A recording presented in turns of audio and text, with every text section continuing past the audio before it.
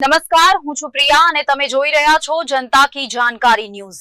નજર કરીએ આજના સમાચાર ઉપર। રાજકોટ જિલ્લાના ઉપલેટા પંથકમાં ભારે વરસાદ બાદ નદી નાળાઓમાં નવા નીરની આવક। મોજ ડેમ સતત બીજી વખત ઓવરફ્લો થયો।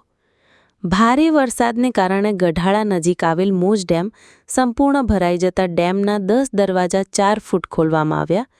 મોજ ડેમના 10 દરવાજા ખોલી અને 10,580 ક્યુસેક પાણી છોડવામાં આવી રહ્યું છે।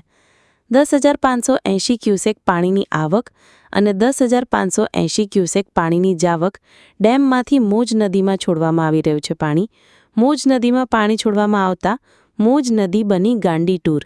મોજ નદીમાં પુષ્કળ પ્રમાણમાં પાણીની આવકને પગલે ગઢાળાથી પસાર થતી મોજ નદી બે કાંઠે વહેતી થઈ।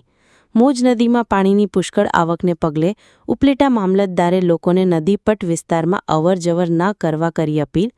વિપુલ ધામેચા, ઉપલેટા।